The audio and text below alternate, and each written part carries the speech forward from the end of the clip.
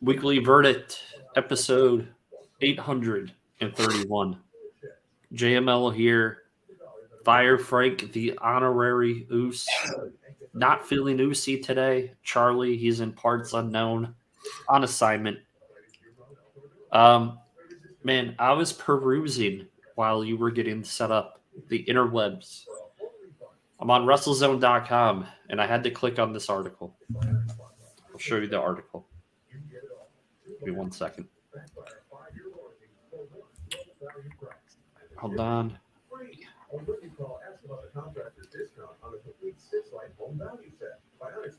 That's the headline. Britt Baker has a Batman Joker dynamic in her relationship with Thunder Rosa.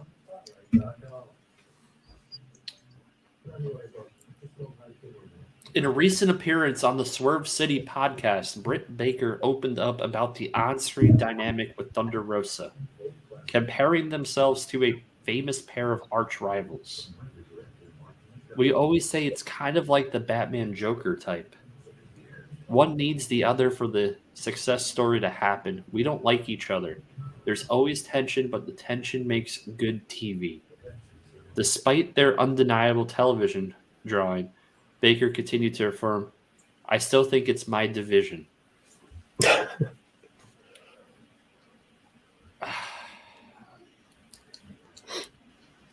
Let me ask you, and then she says even more. So here's the thing. Is this in character? Is she throwing shots at Thunder Rosa? This locker room is still under, like, they need to stop doing podcasting and these appearances. There's something going on here. Have we learned nothing? Well, no, we haven't learned anything. That's right.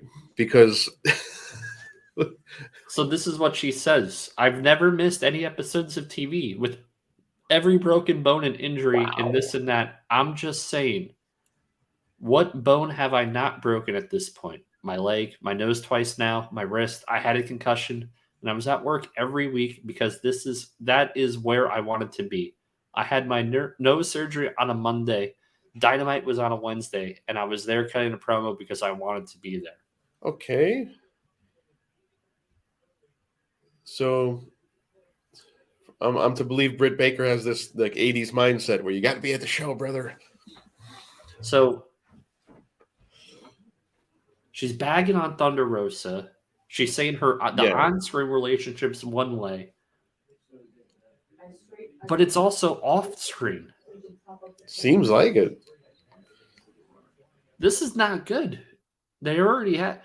This is not what I wanted to lead off the show with. By the way, this just happened to pop me as I'm reading headlines. You guys, I don't want to be dire here, but I don't know if. The supposed women's champion is going to continue being the women's champion.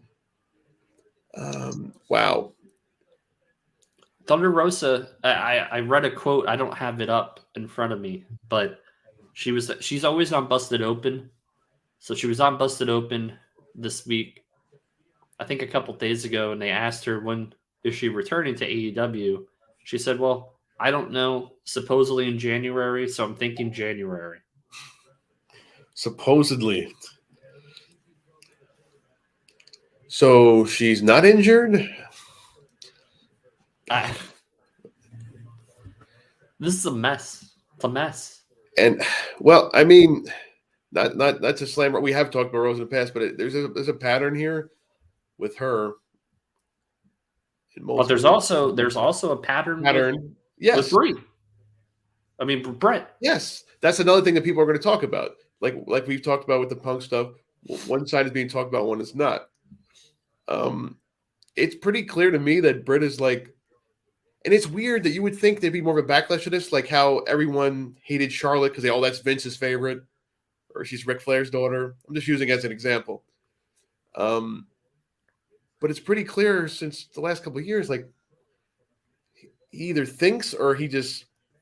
Or maybe it's just the booking, the way they've messed everything up. Britt is like their only star, and she knows it, and she's very cocky about such.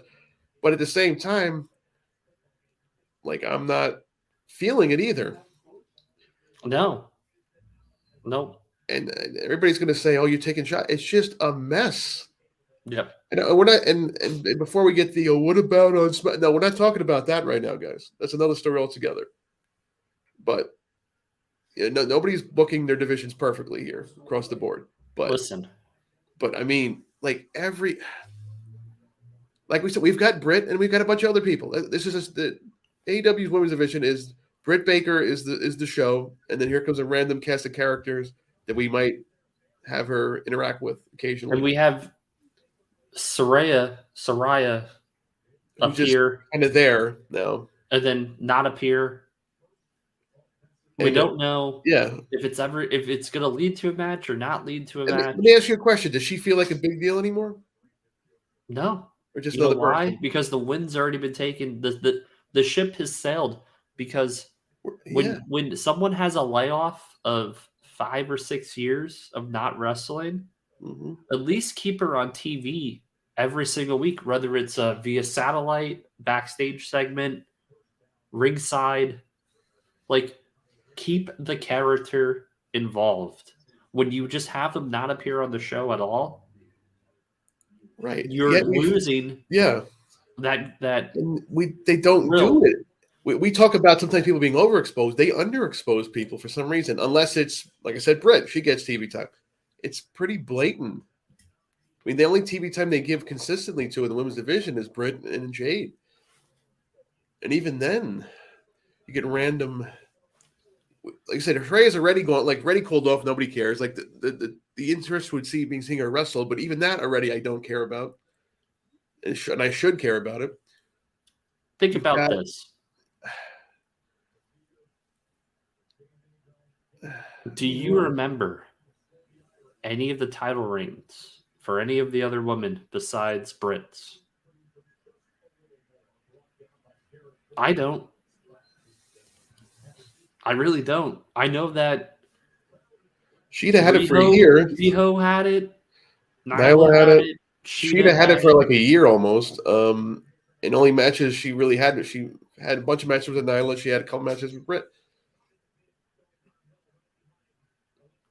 And Toni Storm seems like a placeholder because they have this whole need for an interim champion. Which I don't get. I don't get it because technically we should have an interim champion for the AEW World Championship by the name of CM Punk, which we haven't heard anything official about the whole brawl from anyone. We haven't heard anything from Tony Khan about the Andrade Sammy debacle. We haven't heard about Andrade for almost a month. Right. We haven't heard about that. We have Eddie Kingston is just being buried into the corners of the program. Santana and Ortiz. We haven't seen them. I mean, but yet, in our new segment called "Who Did Tony Sign This Week?" our new segment, he signed the Kingdom. Yes, the Kingdom. For those that don't know, take out your Wikipedia, Google the Kingdom. Very big about a decade ago in Ring of Honor. Most recently, they were Honor No More in Impact, which was actually a good storyline. We're just tag champions of recently, and we had Matt Taven. We got Matt Taven, Bennett, Mike Bennett, and Maria Kanellis. The only logical thing reason why they were signed is because Tony Khan got rid of the other buddies of Adam Cole. He got rid of. I mean, Kyle's on the shelf. He's hurt. Bobby Fish is begging for a job somewhere else at this point. Now we're gonna get a trios match, probably the Great Value Elite versus the Elite.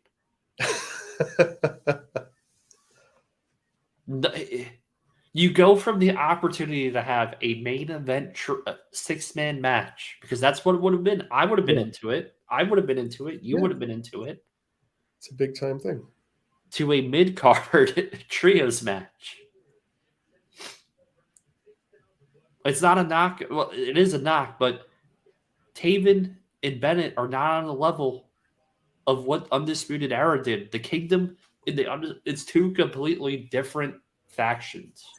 Right, and I'll be honest. The only reason I'm even really more aware of, outside of just hearing about it, is the fact that Ring of Honor used to air after Impact for a time when one of their many stations. So during that time, they had the whole Kingdom storyline going on. Yeah, it was Destination America, I think. Yeah, and then Cole was like teasing that he was gonna rejoin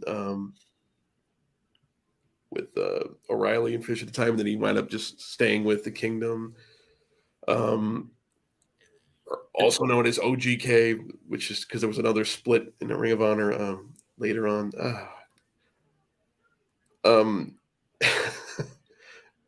And actually, the sad part is, they announced they came out at the end of Rampage in Toronto and got no reaction.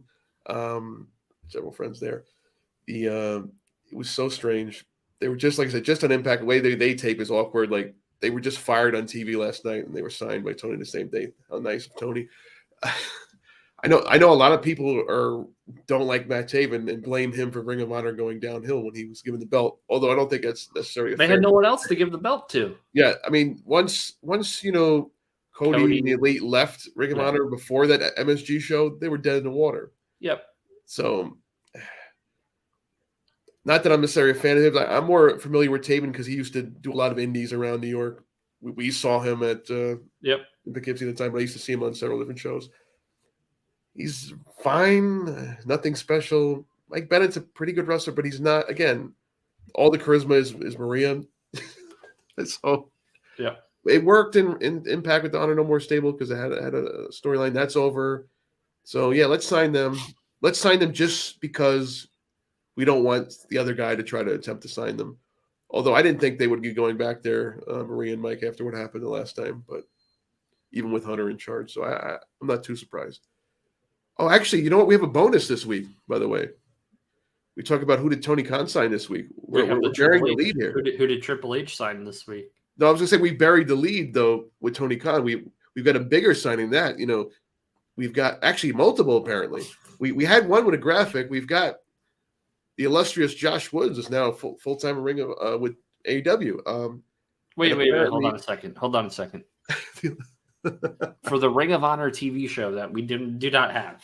We've got the poor man's ECW, WCW invasion. This is what this has become. So, yeah, I would say it's more like the NWA invasion of WWF in '98.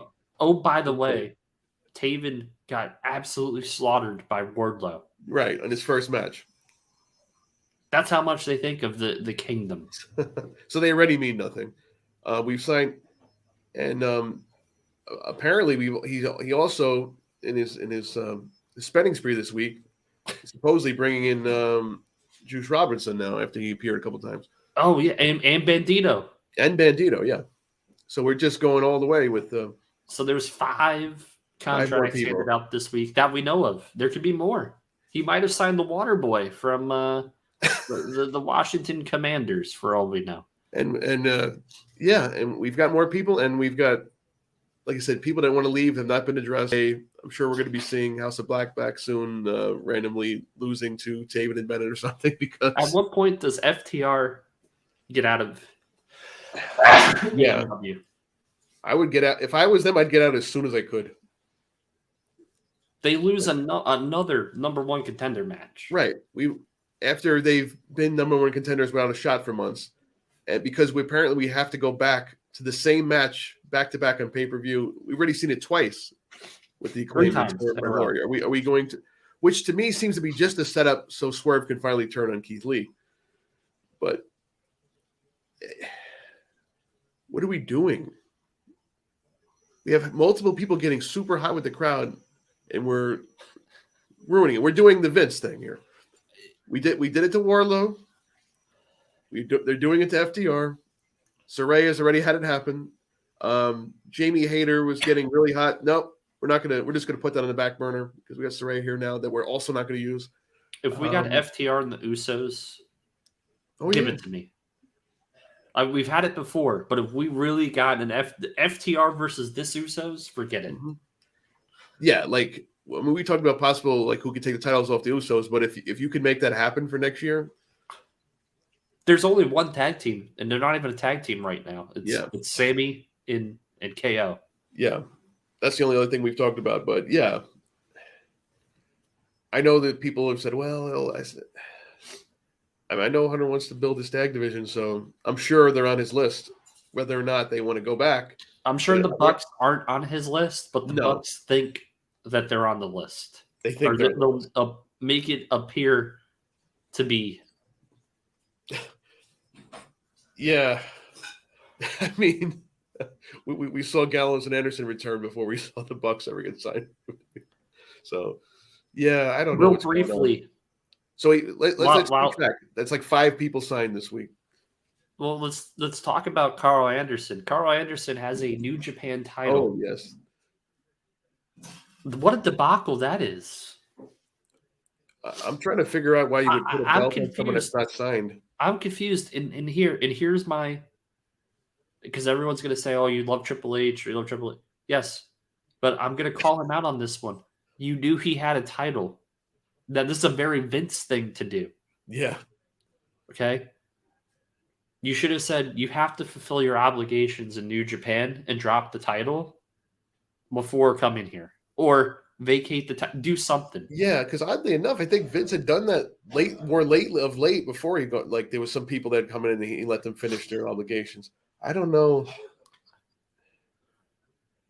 Well, yeah, and I don't know. Like I said, I don't know why you put a title on someone that's not signed to be there. And you're closing the door on any potential talent sharing between the two companies. Yeah, something's up with this whole thing. Did Triple H not realize he had that title? I mean, I would be honest, maybe he didn't. Or did he know he was booked? And he's got. I don't know, because what are you sabotaging, really? They didn't have to do this match yet. No, the show. It doesn't. But at the same time, I could see Triple H going, "Who cares? It's a mid-card New Japan title." And before we get the hate mail, I'm on the side of that's not the right thing to do. No, it isn't the right thing to do. The guy dropped the belt. You could have. He's already booked for a show. Yeah. Come on. If you knew that when you signed him, like he probably tell you, what's your upcoming bookings? What's your contractual? Oh, we don't have a contract, but we're working in Japan. Cool. What do you have coming up? Oh, I have. Oh, well, you also have to be in Saudi Arabia. Yeah, that's really strange. Speaking of Triple H, we'll see what happens with that. Speaking of Triple H, yes, people who Triple H signed this week. Mm-hmm. Emma.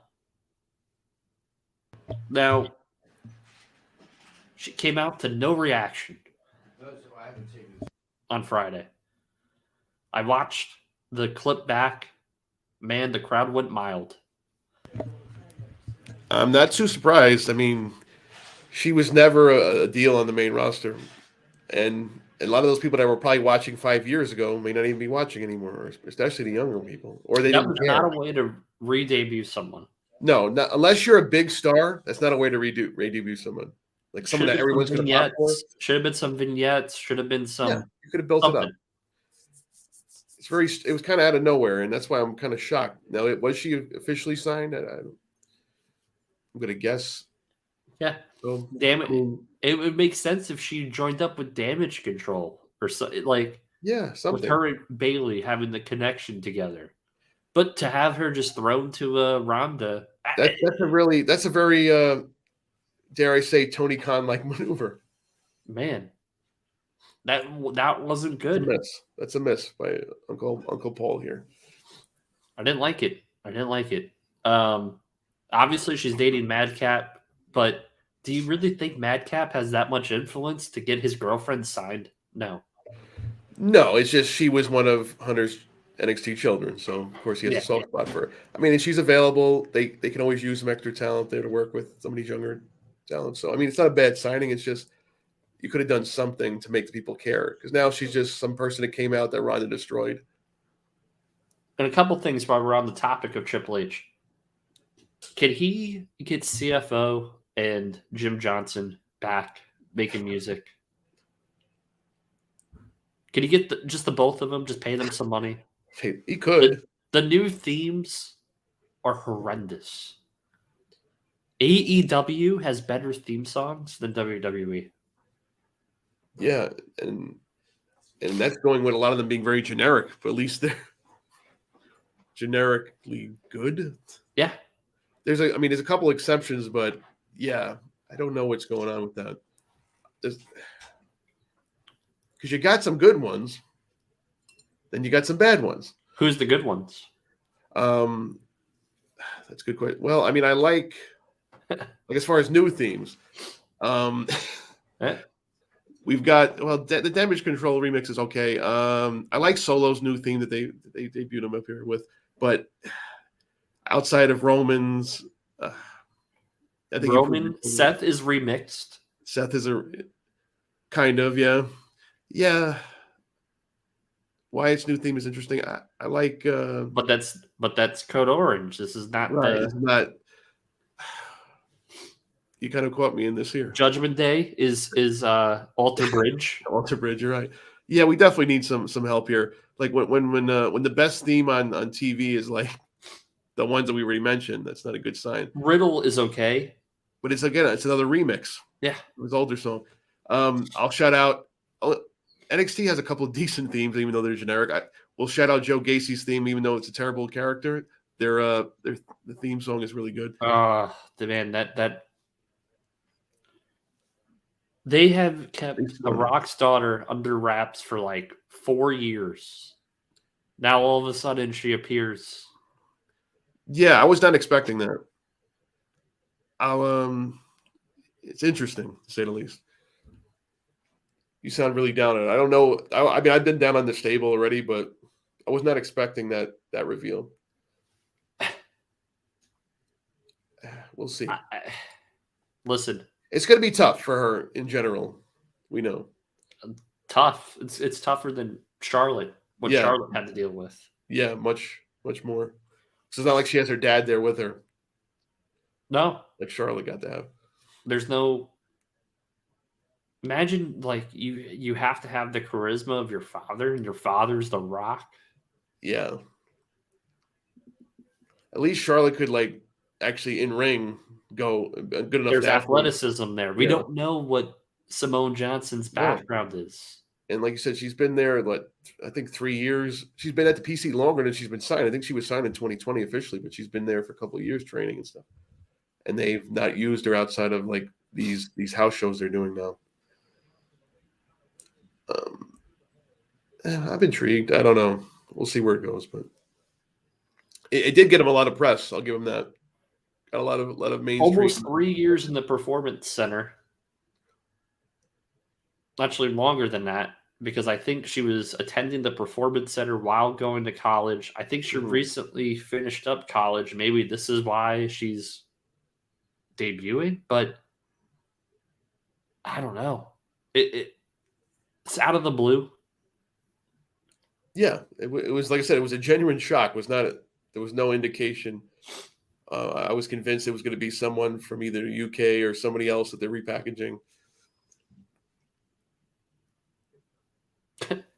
Interesting. I'll say interesting. Very interesting. Because that angle has been going nowhere for a while, so I don't know if she's going to help it any. And I like Joe Gacy, he's an indie veteran. I've seen him a lot, but they took a great tag team and just killed them. Killed them, yeah. Through no fault of their own. Killed them. We're still kind of like in this weird in-between pattern where they're kind of like mixing the elements of previous NXT versus this youth movement. We'll see what Sean can do, but it was cool at the moment. It was a shock. Like I said, so it was a genuine surprise for once, so I'll give him that. I thought NXT was a pretty good episode this week, actually. I know a lot of people probably don't watch it anymore, but I do recommend checking it out at least. Dragunov. It's great. Dragunov is Dragunov great. in the JD Mc. Don't Google me. Had a great main event there. McDonough. Yeah, it's interesting to see where they go with some of these guys. But what I don't get wrestling there. This AEW locker room. Getting back to the AEW locker room. Yeah, Chris Jericho. Did you hear these comments from Chris Jericho? Oh yeah, I definitely did. Chris Jericho apparently, I don't know, he had access to Punk after the brawl. Apparently he did. It said, this is horse shit and whatever, and like this is not how we act and whatever. Now Jericho wants to look like a martyr. He's putting down Punk. Huh.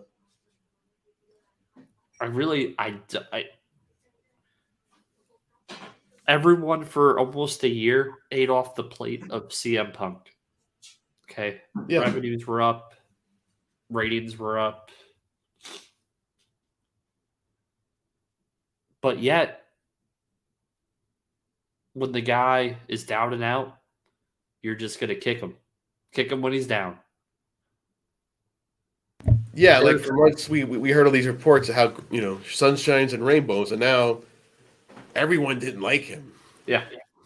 Now there's conflicting reports about Larry, CM Punk's dog. Yeah, we're hearing conflicting reports and accusations of using the dog as reason. I don't know. Can we? I think we can try to summarize this again. Tony Khan sat there as his top employee, his champion, ran down his locker room, did nothing about it because he probably knew at least was half true. Yeah. Then instead of just Tony shook his head a couple times. Right. Instead of letting cooler heads prevail, they decide to go to his locker room. Whether they kick the door down or not, they still go to his locker room to provoke him. With a little dog in the locker room. And Ace Steel's wife. Like, even if they went in there in a calm manner, this is not going to end well. Emotions running high. They should have said, "Hey, let's head out of here. We'll try to talk this out later on." Even if you're understandably upset, hey, listen, like if somebody's calling you out like that in front of the media and saying all this stuff about you, I can understand you being upset. But again, going there, it's like, he was a cancer to the locker room. That's what now he's a cancer to the locker room. When he was like great, remember, it was like, oh, the young guys love him. He's great. He's different. And this is the stuff when he came back last year, I was saying, are we sure this is a good idea because of what happened? WWE. And then it was always like, no, that was Vince. He's evil. It's their fault. It's not his fault. He's not a whiner. Now it's, he's a whiner. He's childish. They said the same things about Hulk Hogan, and it makes you wonder how much about Hulk Hogan was actually true. The only thing between Punk and Hogan is that Hogan had a lot of friends that rode his coattails. Punk didn't allow it because Punk, amongst anything else, he's a man of principle, and his own principles are he'll help someone as long as it's a mutual respect there. Yeah. These guys, for whatever reason, walked all over Punk in this AEW locker room. Jealousy, I think, would be the word that comes to my mind. Because the whole company's built around him when it's all elite wrestling. As big as Jericho is and how he helped AEW get started, that's fine. You were a foundational piece, Jericho. But really what elevated AEW for that 6-7 months period of time was they signed CM Punk, and people wanted to see CM Punk. Yeah, you got 1 million plus people tuning in on a Friday night late on the promise, or not even a promise, the whisper that he was going to be there, the open secret. And that show draws like 200,000 people. Right. Maybe.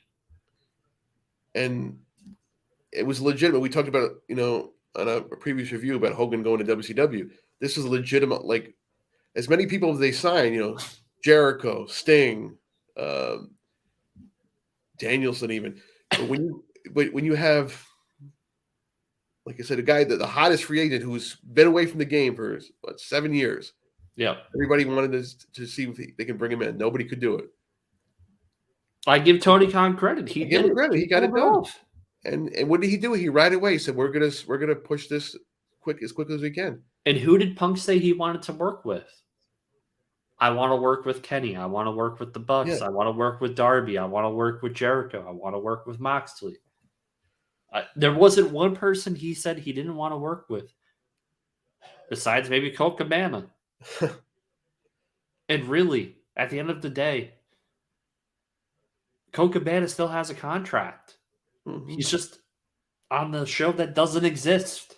The Ring of Honor television show that doesn't exist. Meltzer. Real shame. It's a Meltzer. real shame. So Meltzer has this report here. Top AEW stars say they no longer want to work with CM Punk. So remember, this is from Meltzer, who is Meltzer's friends with, right? Yeah, I don't care if anybody. Jericho, he's friends with the Elite. I don't care what the flame us in the comments, so you will. This is pretty obvious stuff here, guys. Read between the lines. A few names were mentioned, with Chris Jericho being the name mentioned most, but that many, if not most, of the key top names were saying that they wouldn't work with him. It's very easy to say that they don't want to work with him now because he's not in the locker room. He's not there. It's easier to say I would take the Bucks and Kenny's side because it's leaning towards them staying. Yeah, and also they see what happened at Oil Cup. They don't want to be involved with all this stuff. Another top star in AEW said Punk won't be back. His value on screen isn't 1% worth the hassle and black cloud he causes backstage. That's pretty drastic statement. Meltzer top star. I wonder if these top stars, like I said to you yesterday, do their names rhyme with Rick and Pat? Or Lenny. Or Lenny. Or Adam. Oh, either of them. Wait. Meltzer also went on to clarify the current story making the rounds this week involving CM Punk's dog Larry, who was reportedly I can't help but laugh, but it's not funny that a dog got hurt. It's just the situation itself is comical. This report has been shot down by multiple people to Meltzer recently. Multiple people to Meltzer. So really? I think we're taking their word. We say multiple people, we know who they mean. A completely made-up story, said one person regarding the story. So no names to the story. This story that nobody has ever actually even told because nobody has publicly spoke about this. Besides, he's Punk, in quotation, in losing in the investigation results and is desperate. There was a multiple weeks-long investigation, and this was oddly not discovered. Also, what are we investigating? The locker room confrontation? Either it happened or it didn't. Also, it so happened. This is a court case? Also, it so happened to be mentioned the moment there was news about the Bucks and Omega possibly coming back. Yeah. It's insane that people would even humor this. The dog story is a complete lie, said a neutral party who was in the locker room seconds after Now, all of a sudden, everyone saw this, but didn't do anything. Tony Khan apparently knew nothing about it because he haven't heard him speak about it at all. When the altercation was happening, Punk was a total psycho. Kenny picked up the dog to save him from being hurt and gave him to Mega. Mega was holding the dog, screaming at Punk to stop. Punk didn't even register that his baby, in quotations, was being held by a stranger in the middle of a fight. It didn't stop him one bit. So he's a dog-hating evil man. Listen, this whole thing is comical. Even if, and this is not even me. Like, we're not absolving Punk for being a miserable guy because he is. No, he is. He's a curmudgeon. He's like the oldest 44-year-old man. We've all worked with people like this. Listen. I'm very jovial. I could be a curmudgeon Sure. too. There ask Frank, ask Charlie, ask people that know me. There's times where I'm like, nope, screw this. I'm not Yeah. doing this today. It This is hilariously funny. there always has to be a breaking point. Okay. Mega, okay, the female in the locker room, isn't she like the public relations person for AEW? I don't know. I didn't know they had one, to be honest, but thanks for letting me Mega. know. Hold on, I gotta look this up. I know she was dating Preston Vance 10 Oh, for a while. well, of course. We don't have security backstage. We have the PR people breaking up fights. She doubles. She works for the Jaguars as well. Of course she does. Yeah. Yeah. She's a chief legal officer. Huh. So let me ask you something. They have those? Let me ask you something. The chief legal officers in the back involved somewhat in this backstage incident. But yet they have investigators investigating it. What world do we live in here? And who are these investigators? It took me all of 2 minutes to put the pieces together. But yet there's a weeks long investigation going into. What did you just ask Mega? Hey, you're legal counsel. Did she recuse herself because she was involved? I don't know. Let's just say this. Regardless of whose fault it is, we're not putting this was a stupid incident. Shouldn't have happened. Yeah, she's the AEW senior VP and chief legal officer. Of She course. saw the fight. She saw the fight.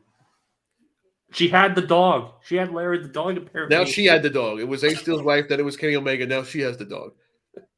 So at least 40 people were holding this dog in this fight. He may or may not have had his teeth broken off. The door may or may not have been kicked in. Punk either was angry or he assaulted the Bucks with no provocation. Let's see what else we're missing here. Then after all of that, I'm sure Brandon Cutler was filming it. So Jericho went to the locker room and called Punk a cancer and walked out with no physical altercation happening. Yeah. Funny enough, the minute this happens, Jericho gets a nice hefty extension on his contract. Does this smell like a setup, a cover up? This is what it smells like to me. Yeah. Now, I might be still sick, but I can smell it. Now, should Punk have went on that tirade? Probably not. But no, it's not a professional thing to do at all. You got to remember what people don't remember about this whole story was Punk was going to be out anyways because he got injured again in the match. Of course he did. Yeah. What a year, huh? Well, that's because Moxley is the Sandman of the current era and just hurts everyone. He hurt Paige.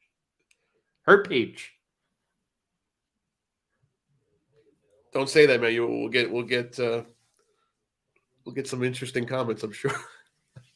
Bring them on. Bring on the comments. Bring on the comments. Hey, we're here to think about things differently. This is looking at the situation for what it is. What we know here. Punk was wrong, but he knew he was going to be out, so he took the platform, his last swing before he was probably going to be out for a few months again, and said what he wanted to say. He got it off his chest. It is what it is. It was always going to be a problem after that. But if they didn't, decide to go confront him on the night, maybe they could have talked this out. And Brandon Cutler, is always filming. Right. Like I said before. You're telling me there was no Being the Elite footage being shot of this fight happening? I'm sure there was. I mean, he's always filming them anyway. They definitely were going to do something with it. They haven't had a Being the Elite since this incident, by the way. Right. They had that one that was nothing to do with it, and that was it. The next day, but it was just of the pay-per-view and nothing after it. So they drove Cody out. They're driving FTR out. They're driving Andrade out. But they won't let him go. They're driving Malachi Black out. They don't want to let him go either. But the entire House of Black, it sounds like. But yet, the evil one here is CM Punk.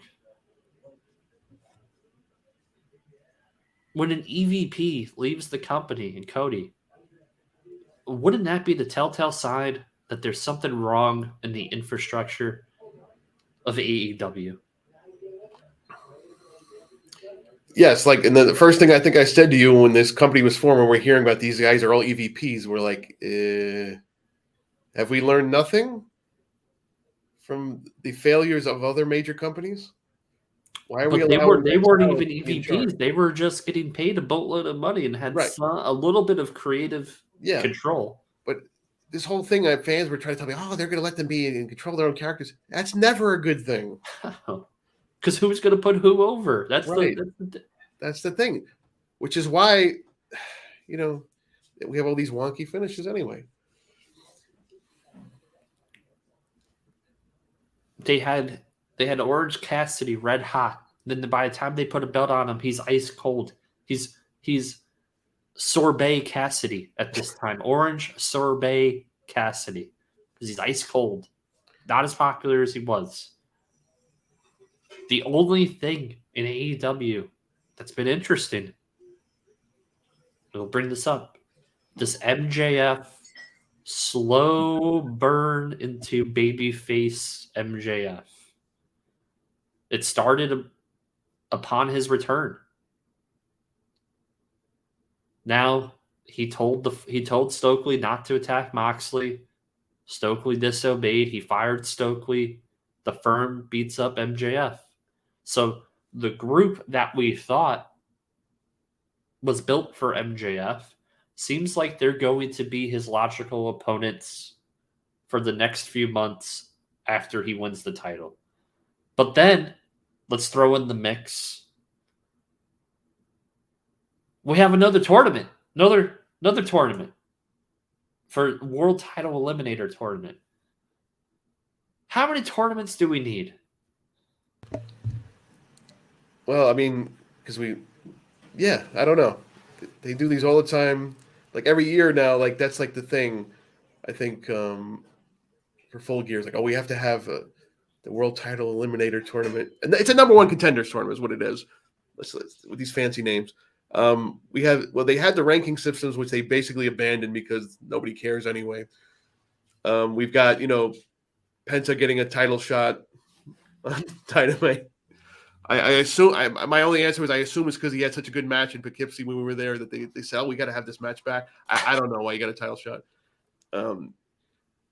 Probably something that happened at Triple Mania, but somehow gave him a title shot. He did he had a big win there, so maybe that, I don't know. It's so for me, you have this tournament. You have this tournament now that's setting up Winter is Coming. Help me. So help me. If Kenny Omega finds his way in this tournament, okay, and he ends up facing MJF,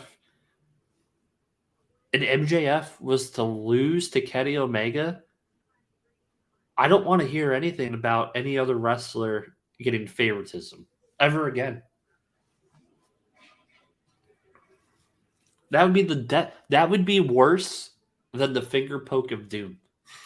They would kill this company.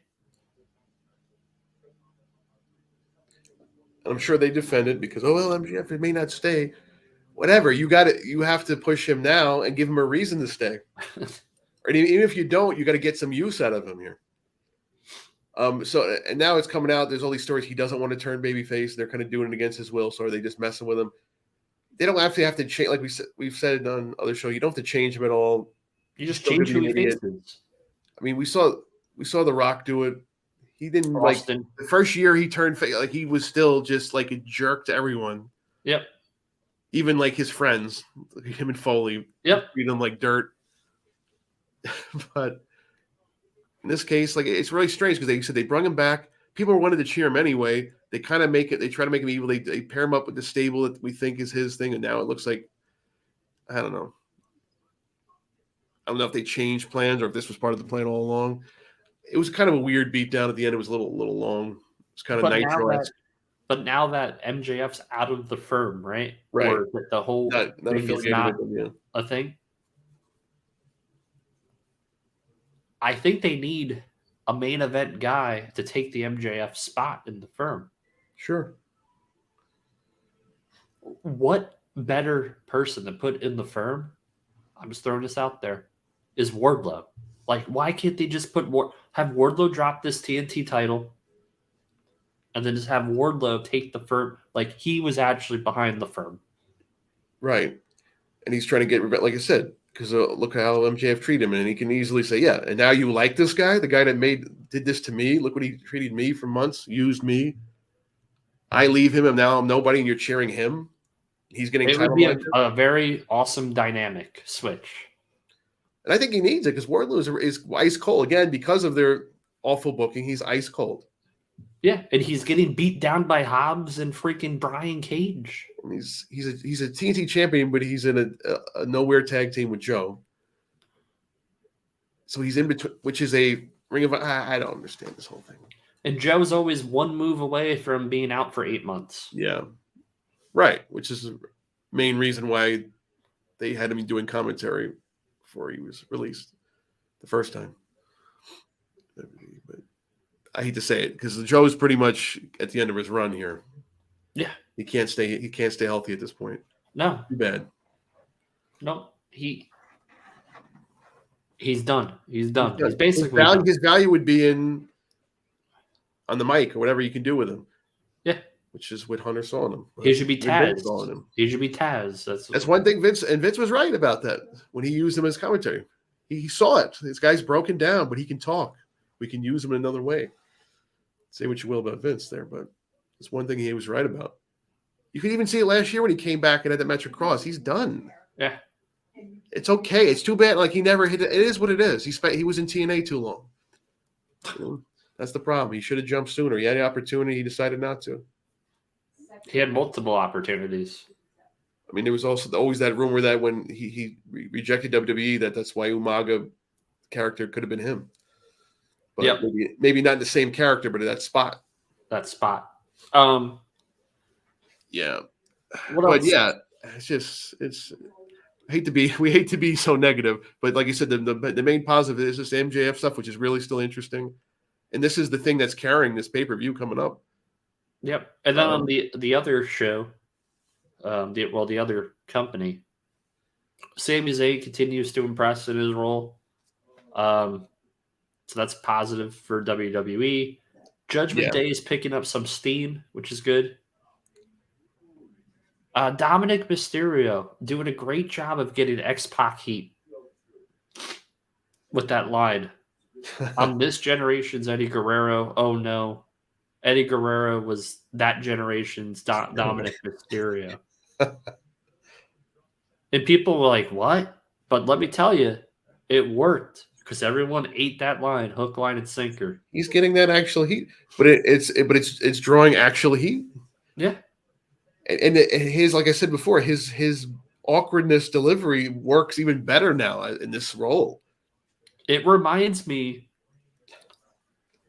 in a lot of ways, of when Eddie and Chavo turned heel in WCW, when they both had similar heel turns because they were both the overly babyface people, and then they just snapped.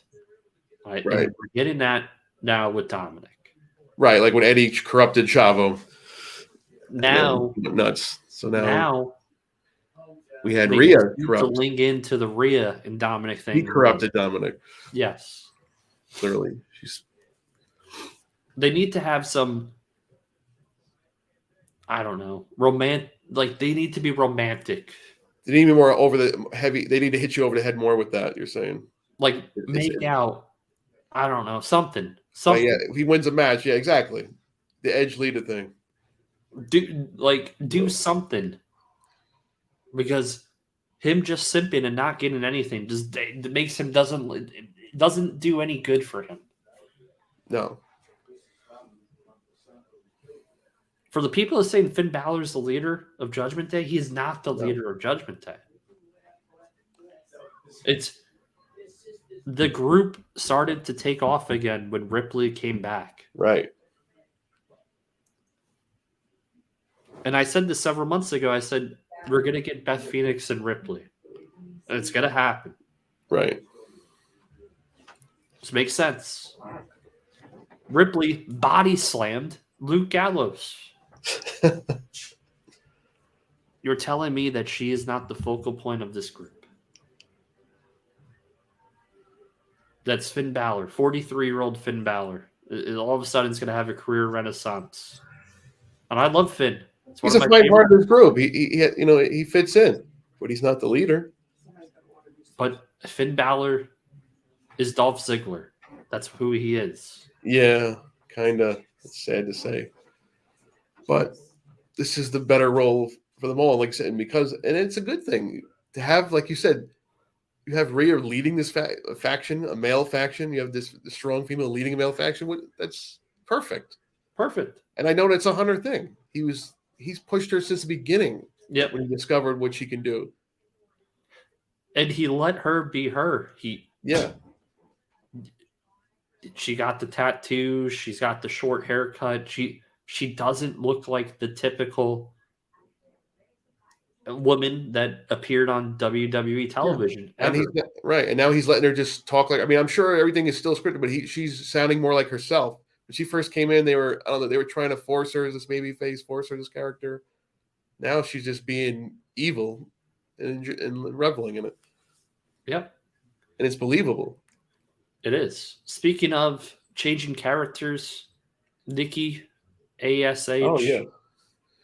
Or Ash, or almost a superhero. Probably the most major thing to come out of this Monday's Raw, which wasn't really the most memorable episode, but is back to Nikki Cross, but now it's like a different version of Nikki Cross where she's in another galaxy, apparently.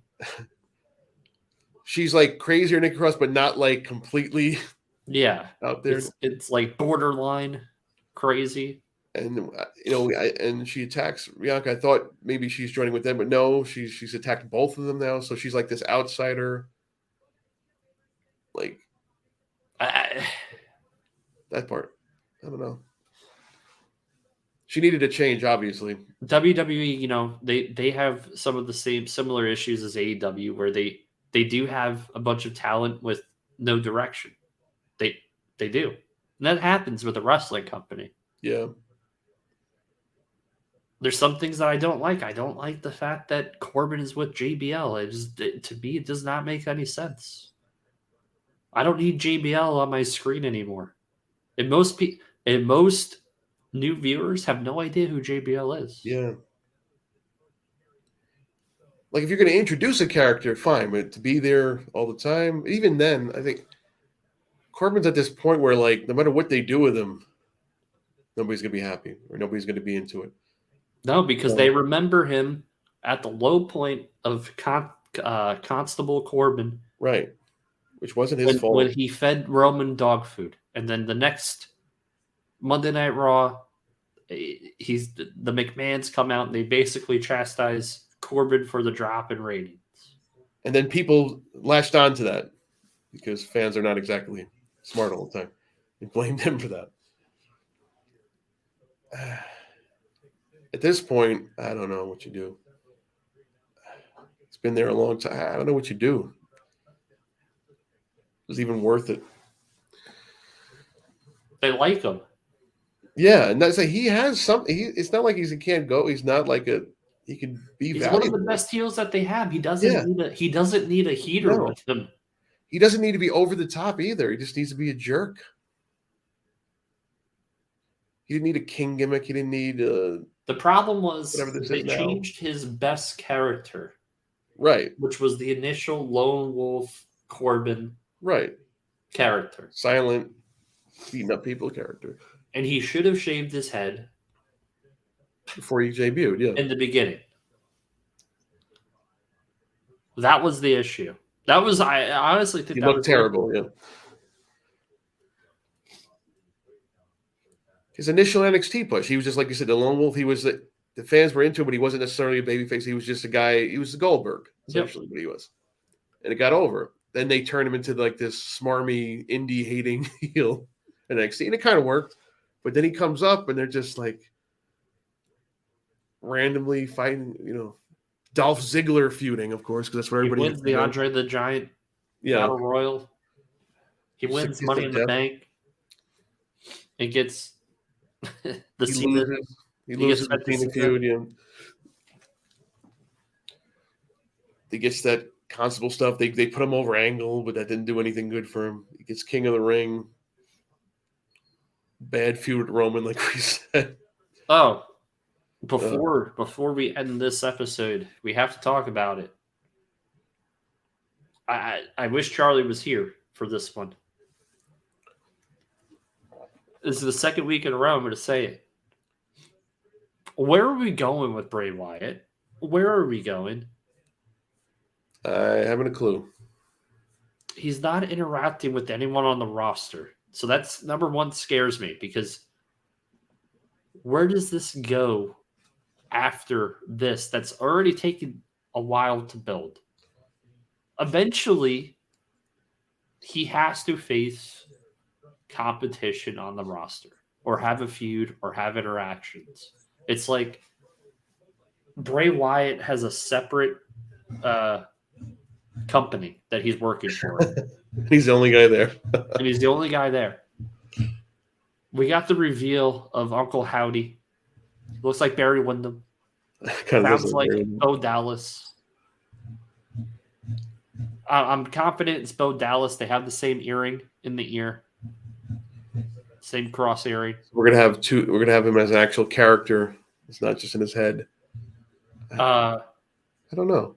I really think at the end of the day, watch it, because I'm a sucker. I watched the clip like 10 times. It seems like this is the way to bring back the Fiend eventually. Mm-hmm. You're a liar. You hit him. You got rid of him. So now I think eventually we're going to get the Fiend. But I hope they don't go the direction I think they're going to go. What have I told you that I dislike more than anything in the world? When we have matches of a superstar versus the same superstar. Kane versus Kane. The Undertaker versus Undertaker. We're going to end up having a Bray Wyatt versus the Fiend match. Mark my words, this is going to happen. Or with all the guys, different things showing up somehow. Yeah. Where does it go after that? See that? Then that's the point where we talk. Where I can bring up like the idea, like, despite how creative he is, sometimes you need to be reined in, and maybe Hunter's a little less likely to rein him in than Vince was.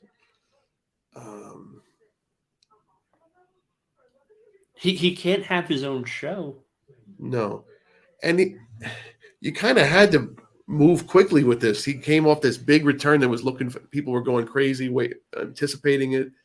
You got to move fast to something. It seems like they're in this holding pattern because they're not booking him for Crown Jewel, obviously. So actually, this whole pay-per-view is put everything into a hole here as we try to build up Survivor Series. Like we're in this holding pattern because we have this show we got to do. So they're just kind of like, it doesn't make sense to me, Frank, that I don't know what they're doing with he's him. feuding with himself. With himself. Which, okay, I get. So then we're gonna have a cinematic match at WrestleMania? That's really gonna piss the crowd off. Yeah. Like, the concept is fine. That's fine for a movie or for a character, but when it comes to wrestling, it was fine during COVID when there was no fans. Yeah, that would have been perfect time for this. Actually, they did the thing with Braun when he was fighting different versions of Bray and all that stuff. Like that was fine at the time. That made sense. And I made this joke in our group chat. It's either going to be one of two things: Bray versus himself, or Bray versus Randy Orton again at WrestleMania, and Randy Orton beats him again at WrestleMania. It's already happened twice. Don't be surprised if it doesn't happen a third time. How do we translate this to an actual character that in the ring that draws? So now the Fiend. That's just Let's just say hypothetically, now the Fiend comes back, right? Right. Does Bray like it? If Bray Wyatt beats the Fiend, then he's stronger than the Fiend. Then why did he ever need the Fiend?